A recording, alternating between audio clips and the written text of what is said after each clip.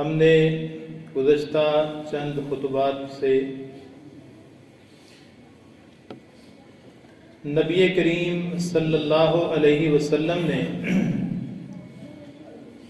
عام روزمرہ کے جو آداب زندگی بتائے ہیں اس پر بات کر رہے ہیں کہ نبی کریم صلی اللہ علیہ وسلم کا عمل کیا تھا اور آپ کی ترغیب کیا تھی۔ آج کے خطبہ میں ہماری زندگی کا ایک انتہائی اہم حصہ جس کا تعلق نیند کے ساتھ ہے۔ تقریباً ہر آدمی اپنی زندگی کا چوتھا حصہ یا بعض جن کی نیند کا دورانیہ زیادہ ہے وہ تیسرا حصہ وہ نیند کے اندر صرف کرتے ہیں۔ ایک آدمی کی زندگی 70 سال ہے تو 20 سے 30 سال کا دورانیہ سو کر گزارتا ہے۔ جب ہم قیامت کے دن اللہ کے پاس جائیں گے تو بعض آدمی ان کا یہ 20 اور 30 سال کا دورانیہ بیکار اور فضول ہوگا، لیکن بعض لوگ ایسے ہوں گے جن کے بارے میں حدیث کہتی ہے فَإِنَّ نَوْمَهُ وَنَبْحَهُ أَجْرٌ كُلُّهُ۔ ایسے بندے بھی ہیں کہ جن کا سونے کا دورانیہ یہ بھی اللہ کے ہاں اجر، ثواب، نیکی اور اس کے نیک اعمال میں اضافے کا باعث بنتا ہے۔ اب یہ 20-30 سال کا دورانیہ اس کو کیسے ہم بسر کریں کہ بغیر کسی ایفرٹ کے یہ ہمارے لیے نیکی بن جائے؟ بلکہ بعض احادیث میں تو یہ ہے کہ اس سویا ہوا بندہ جو سنت کے مطابق سوتا ہے اللہ تعالیٰ اس کے اوپر اپنا فرشتہ مقرر کرتے ہیں اور وہ فرشتہ ساری رات اس کے لیے دعائے خیر کرتا ہے۔ اب یہ زندگی کا اہم حصہ نیند، اس کے بارے میں رسول اللہ صلی اللہ علیہ وسلم کی ترغیبات کیا ہیں، آپ نے ہمیں کیا گائیڈنس دی ہے؟ انشاءاللہ 10 سونے کے آداب اور 4 اٹھنے کے آداب پر ہم بات کریں گے اور اللہ تعالیٰ سے توفیق مانگیں گے کہ کہنے اور سننے والے سب کو اپنی زندگی میں انہیں اپنانے کی توفیق عطا فرمائے۔ نبی کریم صلی اللہ علیہ وسلم کی سونے کے حوالے سے سب سے پہلی خوبی یہ تھی، حضرت ابو ہریرہ رضی اللہ تعالیٰ راوی ہیں، بخاری اور مسلم کی روایت ہے، فرماتے ہیں کانا یکرہ النوم قبل العشاء، نبی کریم صلی اللہ علیہ وسلم عشاء سے پہلے سونے کو ناپسند کرتے تھے، والحدیث بعدہا، اور عشاء کے بعد لوگوں سے بات کرنا، گفتگو کرنا، میٹنگ کرنا، مجالس لگانا، یہ نبی کریم صلی اللہ علیہ وسلم کو سخت ناپسند تھا۔ کانا یکرہ النوم قبل العشاء، یعنی مغرب سے عشاء کے دورانیے میں سونا یہ اللہ کے رسول صلی اللہ علیہ وسلم کو ناپسند تھا۔ والحدیث بعدہا، اور اس کے بعد عشاء کے بعد آپ کی یہ حتی الوسع کوشش ہوتی تھی کہ آپ سو جائیں، آپ کسی سے بات کرنا پسند نہیں کرتے تھے۔ قرآن میں اللہ کہتے ہیں لا خیر فی کثیر من نجواہم الا من امر بصدقۃ او معروف او اصلاح بین الناس، فرمایا رات کی گفتگو، رات کی سرگوشی، اس میں کوئی خیر نہیں ہے، یہ خیر سے خالی ہے۔ الا من امر بمعروف، ہاں اگر کوئی بندہ کسی نیکی کا حکم دیتا ہے، اور او اصلاح بین الناس، یا کہیں لوگوں کی اصلاح کے لیے، خیر اور بھلائی کے لیے کہیں ان کی اصلاح کے لیے کوئی کوشش کرتا ہے، پلاننگ کرتا ہے، مشاورت کرتا ہے، مجلس اور میٹنگ کرتا ہے، فرمایا اس میں خیر ہے، لیکن اس کے علاوہ اب ہم اپنا جائزہ لے لیں. ہماری کتنے لوگ ہیں جن کی اپوائنٹمنٹ عشاء کے بعد ہوتی ہے کہ بھائی ہم ملیں گے عشاء کے بعد، اور کتنے ایونٹس ہیں جن کا باقاعدہ انعقاد وہ عشاء کے بعد ہوتا ہے. اللہ کے رسول نے اس کو ناپسند کیا اور فرمایا فجر کے اوقات میں اللہ تعالیٰ نے میری امت کے لیے برکت رکھی ہے. جو بندہ لیٹ سوئے گا وہ صبح کے برکات کے لمحات کو بھی کھو دے گا، کیونکہ نیند انسان کی ضرورت ہے. جب یہ پوری نہیں ہوگی تو انسان معمول کے کام نہیں کر سکے گا.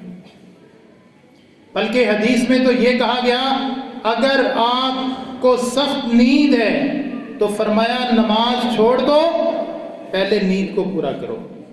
کیوں؟ تم اپنے رب سے کلام کر رہے ہو، اور اگر تمہیں یہ معلوم ہی نہیں کہ تم اللہ سے بات کیا کر رہے ہو تو نماز کا کیا فائدہ؟ فَوَيْلٌ لِّلْمُصَلِّينَ الَّذِينَ هُمْ عَنْ صَلَاتِهِمْ سَاهُونَ. فرمایا ایسے نمازی کے لیے ہلاکت ہے جو نماز میں سست کھڑا ہوتا ہے، جو رات 1 بجے سوئے گا. پہلی بات ہے فجر میں اٹھے گا نہیں، اگر اٹھ بھی گیا تو اس طرح یہ نشاط نہیں ہوگا، اس طرح یہ جو ہے نا یہ اس میں نشاط نہیں ہوگی، چستی نہیں ہوگی، بلکہ ایبسنٹ مائنڈڈ ہوگا. اکثر بندے فجر کی نماز میں باسی لے رہے ہوتے ہیں اور بعض لوگ سو بھی جاتے ہیں، خاص طور پہ جب راتیں چھوٹی ہوتی ہیں اکثر لوگ فجر میں سوئے ہوتے ہیں.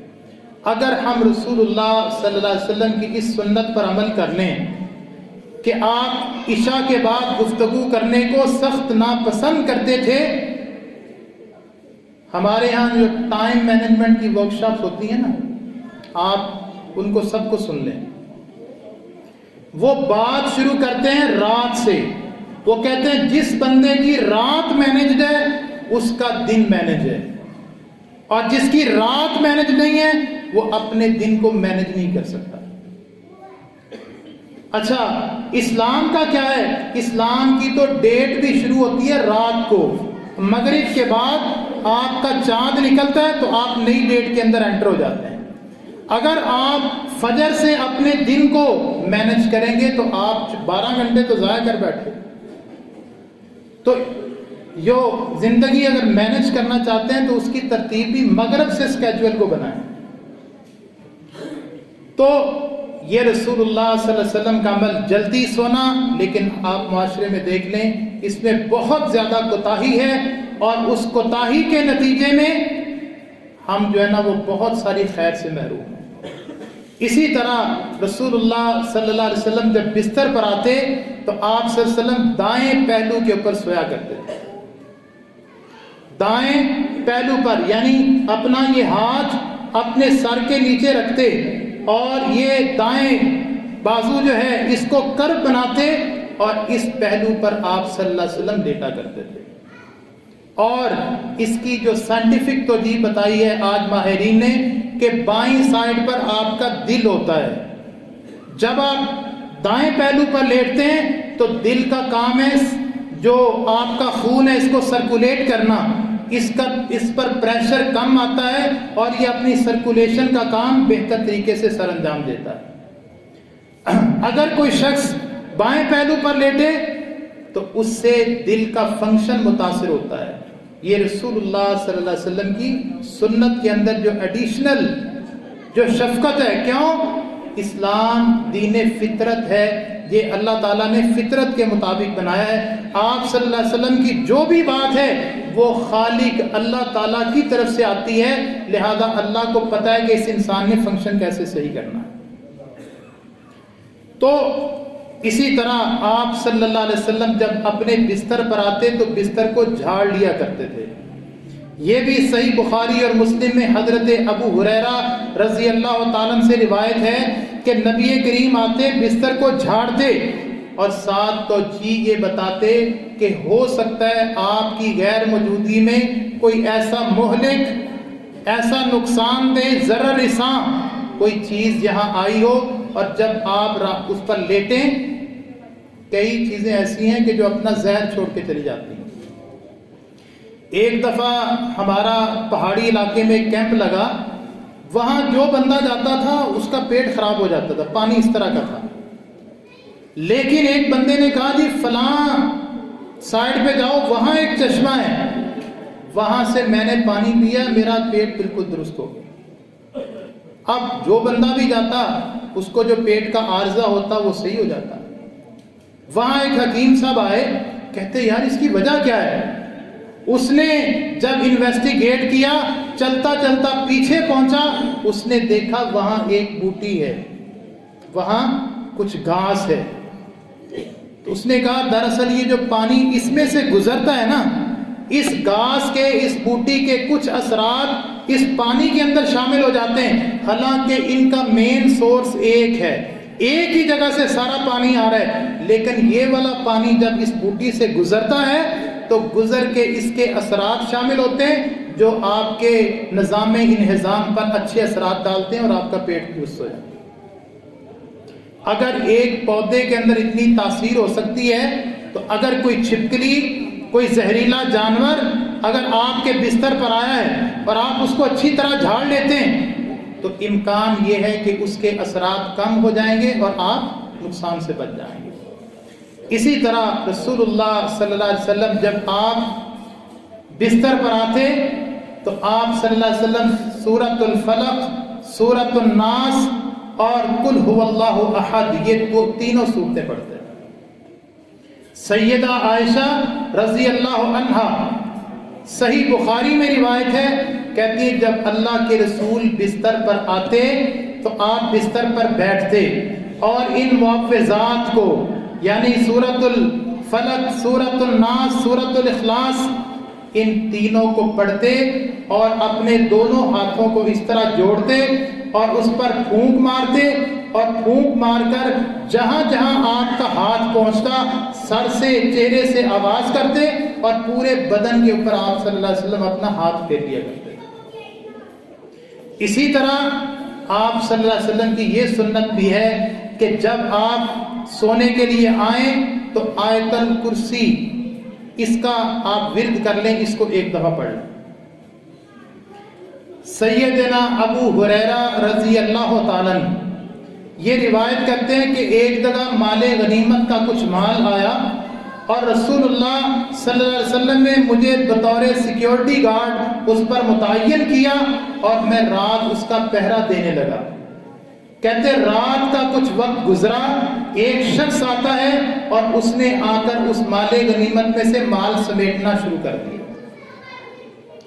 کہتے میں آیا اور میں نے اس کو پکڑ لیا اور میں نے کہا یہ تم کیا کر رہے ہو؟ اس نے ترلے منتیں سماجتیں کی، میں گھر میں فاقے ہیں، بچے بڑے پریشان ہیں اور میرے پاس دینے کے لیے کچھ نہیں، آپ مجھے معاف کر دو۔ سیدنا ابو ہریرہ کہتے ہیں مجھے اس پر شفقت آئی اور میں نے اس کو معاف کر دیا۔ اور صبح آپ صلی اللہ علیہ وسلم کے پاس پہنچا تو آپ صلی اللہ علیہ وسلم نے سوال کیا کہ ابو ہریرہ رات کوئی معاملہ ہوا؟ کہنے لگے جی اللہ کے رسول، میں اس طرح مال غنیمت پر کھڑا تھا، ایک بندہ آیا اور اس نے اس طرح سے مال چوری کرنے کی کوشش کی، میں نے پکڑا، جب اس نے منت کی تو میں نے چھوڑ دیا۔ آپ نے فرمایا وَسَيَعُودُ، اب وہ دوبارہ پلٹ کر آئے گا، کل رات تم دوبارہ پہرا دو گے اور وہ شخص پھر آئے گا۔ کہتے میں نے ٹھان لی کہ اب تو اس کو معاف نہیں کروں۔ پھر آیا، میں نے پکڑا، اس نے پھر اسی طرح منتیں اور پہلے سے زیادہ ترلے لیے۔ کہتے مجھے پھر رحم آیا، میں نے پھر اس کو چھوڑ دیا۔ تیسری رات یعنی اس دن بھی فجر میں رسول اللہ صلی اللہ علیہ وسلم نے فرمایا وَسَيَعُودُ، آج پھر وہ آئے گا۔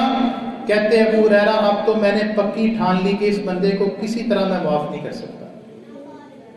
کہتے پہرے پہ پہنچا، پھر رات کا کچھ وقت گزرا، وہ شخص آیا، مال غنیمت سے اس نے چرانا چاہا، میں نے کہا تم بڑے ظالم ہو، 2 دفعہ میں نے تمہیں موقع دیا، اب تو میں کسی صورت تمہیں نہیں معاف کروں گا، اب تمہیں اللہ کے رسول کے سامنے پیش ہونا ہے۔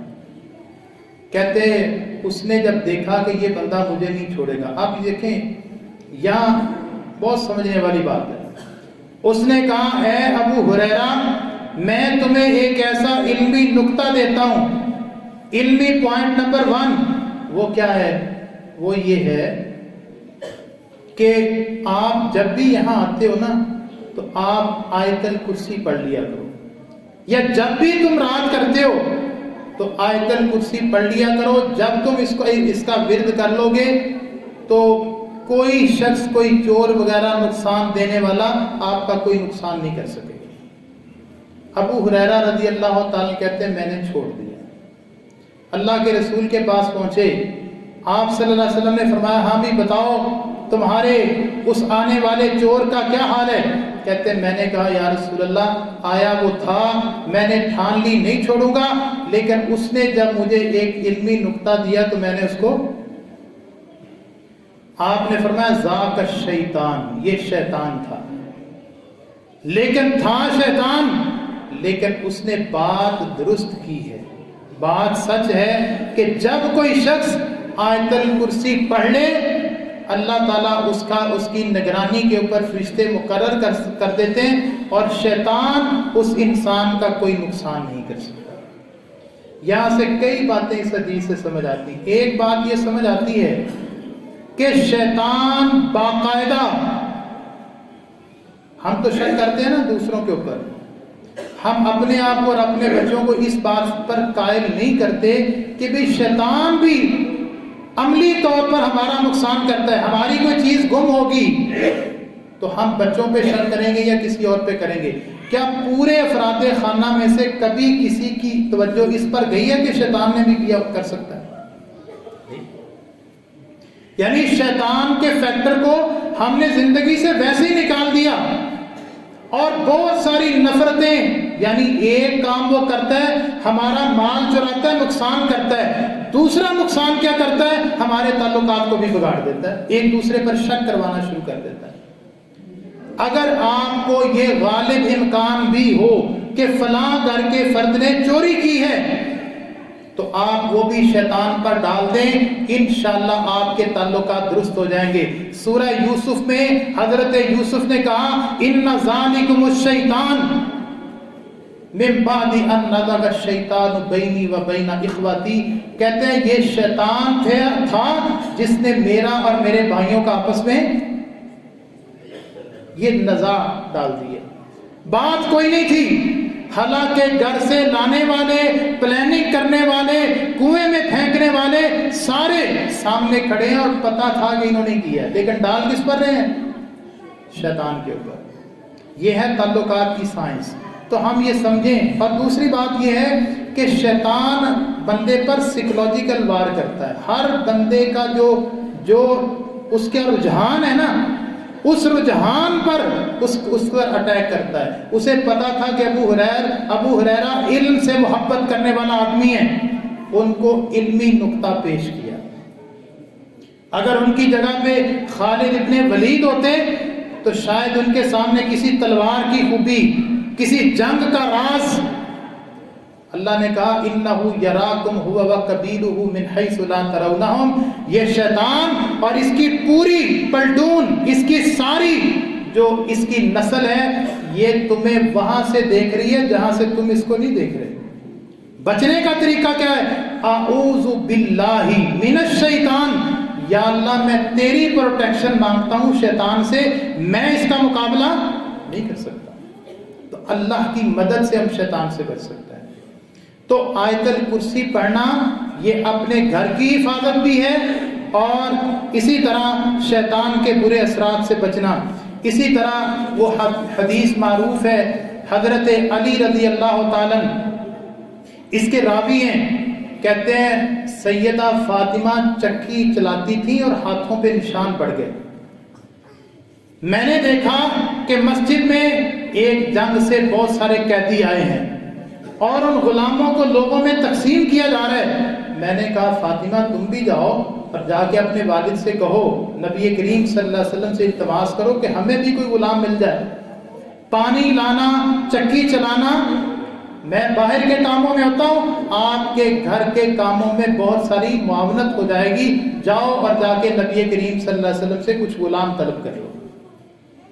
علی رضی اللہ تعالیٰ کہتے ہیں فاطمہ گئیں، آپ صلی اللہ علیہ وسلم گھر میں نہیں تھے، سیدہ عائشہ رضی اللہ عنہا کو اپنا مطمع نظر بیان کیا، سیدہ واپس آ گئیں۔ جب رسول اللہ گھر آئے تو سیدہ عائشہ رضی اللہ عنہا نے فاطمہ کی آمد اور آمد کا مقصد وہ رسول اللہ صلی اللہ علیہ وسلم کو بتایا، تو آپ صلی اللہ علیہ وسلم خود حضرت علی رضی اللہ تعالی کے گھر تشریف لے آئے۔ فرمایا ہم آرام کر رہے تھے، ہم اٹھنے لگے، رسول اللہ صلی اللہ علیہ وسلم نے فرمایا لیٹے رہو، اور آپ صلی اللہ علیہ وسلم ہمارے درمیان آ کے سیدہ فاطمہ اور علی رضی اللہ درمیان میں آ کے بیٹھ گئے، اور آ کر کہنے لگے کہ مجھے پتا چلا تھا کہ بیٹی تم آئی تھی اور آ کے تم نے غلام طلب کیا تھا، لیکن میں تمہیں ایک ایسا ذکر بتاتا ہوں کہ یہ ساری مشقت تم کرتی رہو، لیکن جب یہ ذکر کرو گی اللہ تعالیٰ تمہاری تھکاوٹ بھی اتار دے گا، اور یہ اس غلام سے کہیں بہتر ہے جو تم مجھ سے طلب کر رہی ہو۔ اور وہ کیا ہے کہ سبحان اللہ 33 مرتبہ، الحمدللہ 33 دفعہ، اور 34 دفعہ اللہ اکبر۔ سیدنا علی رضی اللہ تعالیٰ فرماتے ہیں جس دن سے میں نے یہ سنا ہے، آج جب میں حدیث بیان کر رہا ہوں، ایک دن بھی ایسا نہیں جس دن میں نے یہ ورد نہ کیا۔ تو وہ جو ہماری طلب تھی نا، کاموں میں مشقت تھی، اللہ تعالیٰ نے اس کا بھی سلسلہ جو ہے وہ ہم اس پر مطمئن ہو گئے اور اسی طرح کام کرتے رہے۔ اسی طرح آپ صلی اللہ علیہ وسلم کی سنت یہ ہے کہ چراغ کو بجھا دیا جائے۔ چراغ وغیرہ مطلب یہ ہے کہ چراغ سے ملتی جلتی چیزیں، پہلے لوگ آگ جلاتے تھے، آگ سے روشنی ہوتی تھی، فرمایا ان ھذا النار عدو لکم، یہ آگ تمہاری دشمن ہے۔ آج آگ پکڑنے والی چیزیں کون سی ہیں؟ گیس، بجلی۔ ہمارے ایک بہت بڑے اسکالر، بہت بڑے عالم، یہ گزشتہ 4-5 سال پہلے، وہ صرف بجلی کا ایک سرکٹ اس کے جلنے کی وجہ سے پورے گھر میں آگ لگ گئی، کمرہ جل گیا۔ الشیخ ادریس العاصم ایک بہت بڑے عالم اور قرآن کی تجوید کے ماہر سوئے ہوئے تھے، اور ایک سرکٹ شارٹ ہوا اور اس سے آگ جلی، اور پھر اس کے ساتھ پورے کا پورا کمرہ جل گیا۔ ان چیزوں میں احتیاط کرنا کہ کہیں، یعنی بہت ساری ایسی بھی خبریں آپ نے پڑھی ہوں گی کہ کہیں بچے نے سرکٹ میں ہاتھ دیا تو بچہ جل گیا۔ تو یہ ساری چیزیں، ان کا گیس کو چیک کرنا، پھر اس کے بعد کہیں گھر میں وائرنگ میں خرابی ہے تو اس کی فوری اصلاح کر لینا، یہ رسول اللہ صلی اللہ علیہ وسلم کی سنت ہے۔ اسی طرح فرمایا کہ سونے سے پہلے اپنے دروازے کو مغلاق، اس کو تالا لگا دو، کنڈی لگا دو، اور لگاتے ہوئے بسم اللہ پڑھو۔ اگر پڑھو گے تو اللہ تعالیٰ انشاءاللہ تمہاری حفاظت کریں گے۔ اسی طرح برتن کے بارے میں فرمایا ڈھانپ دو، رات کے وقت بیماریوں کا نزول ہوتا ہے، اور جو برتن کھلا ہو سکتا ہے کہ اس کے اندر بیماری داخل ہو جائے، فرمایا جب تم ڈھانپ دو گے تو اسی طرح اللہ تعالیٰ اس سے بیماری کا تحفظ کر لے گا۔ اسی طرح آپ صلی اللہ علیہ وسلم نے ایک شخص کو دیکھا کہ وہ پیٹ کے بل سویا ہوا تھا۔ آپ نے کہا کہ اس طرح سونا یہ مناسب نہیں ہے، اور یہ ایک شیطانی عمل ہے، آپ صلی اللہ علیہ وسلم نے اس سے بھی منع کیا۔ اسی طرح آپ نے یہ کہا کہ وضو کر کے سونا، وہ جو میں نے شروع میں بات کی تھی کہ اللہ تعالیٰ حفاظت کے لیے ایک فرشتہ مقرر کر دیتا ہے کہ اس کے لیے دعائے خیر بھی کرتا ہے، اس میں ایک چیز یہ ہے کہ انسان وضو کر کے سوئے، اور اسی طرح وضو کرے جس طرح نماز کے لیے وضو کرتا ہے۔ تو یہ سارے سونے کے اذکار تھے۔ اس کے بعد پھر اٹھنے کے لیے اور بھی دعائیں ہیں، اللہم بسمک اموت و احیا، یا اللہ تیرے نام کے ساتھ سوتا ہوں اور تیرے نام کے ساتھ اٹھتا ہوں۔ اللہم اسلمت نفسی الیک ووجہت وجہی الیک لا ملجأ ولا ملجأ منک الا الیک آمنت بکتابک الذی انزلت وبنبیک الذی ارسلت۔ ایک صحابی کہتے ہیں مجھے اللہ کے رسول نے یہ دعا سکھائی میں نے باقاعدہ اس کو یاد کیا اور آپ صلی اللہ علیہ وسلم کو سنایا. جہاں آپ نے پڑھا تھا وَنَبِيِّكَ الَّذِي أَرْسَلْتَ، میں نے وہاں پڑھا وَرَسُولِكَ الَّذِي أَرْسَلْتَ. تو آپ صلی اللہ علیہ وسلم نے کہا نہیں، لفظ تم نے وہی پڑھنا ہے جو میں نے تمہیں سکھایا. آج یہ جو اذکار نکلے نا، ایک دفعہ البدی پڑھیں تو آپ کے کاروبار کی ساری چیزیں سیٹ ہو جائیں گی. 1000 دفعہ یہ پڑھیں. یہ اپنی طرف سے بنائے ہوئے اذکار اور دعائیں، یہ جب ہمارے پاس مسنون اتنی دعائیں ہیں، آپ پڑھ سکتے ہیں سوتے ہوئے، تو اتنی مسنون دعائیں ہیں. آپ جو ہے نا وہ سورۃ الملک پڑھیں. اللہ کے رسول نے فرمایا جو سورہ ملک پڑھتا ہے اللہ تعالیٰ عذاب قبر، یہ سورہ اس کو قبر میں اس طرح محفوظ رکھے گی جس طرح جو مرغی ہے اپنے بچوں کی پروٹیکشن کرتی ہے اپنے پر دے کر. فرمایا یہ سورہ ملک اس کو بچا لے گی. اتنے اذکار ہیں، اس کی موجودگی میں اپنے ہی درود تاج اور درود پتہ نہیں کون کون سا درود. جب اللہ کے رسول کی بات موجود ہے، صحابی کہتے ہیں آپ نے سکھایا تھا نبی کا، میں نے پڑھا رسولی کا. آپ نے فرمایا نہیں، جو لفظ میں نے تمہیں بتایا تھا نا وہ پڑھو. اچھا، یہاں 3 باتیں علماء نے لکھی ہیں.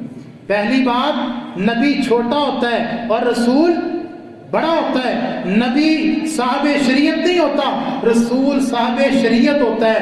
جو لفظ صحابی نے پڑھا وہ زیادہ کمپریہنسو، زیادہ جامع لفظ تھا، لیکن نبی صلی اللہ علیہ وسلم نے اس کی اجازت نہیں دی. اگر عربک کنٹیکسٹ میں آپ دیکھیں جو ایک زبان دانی کا اصول ہے، اس میں بھی وَرَسُولِكَ الَّذِي أَرْسَلْتَ، رسول اور ارسال اور نبی اور ارسال، اس میں رسول کا لفظ زیادہ فٹ بیٹھتا ہے. یعنی لنگوسٹیکلی بھی یہ بات درست تھی جو صحابی نے پڑھی. لیکن آپ صلی اللہ علیہ وسلم نے اجازت، جب نبی کی دعائی سکھائی دعا اور صحابی واپس بتائے اور ایک لفظ کا ڈیفرنس اگر اس کو برداشت نہیں کیا گیا تو یہ اپنی طرف سے بنائے ہوئے اذکار، اس سے بچنا چاہیے. جب ہمارے پاس پورا سنت کا ایک ایک عمل موجود ہے، اللہ تعالیٰ ہم سب کو اس پر عمل کی توفیق عطا فرمائے.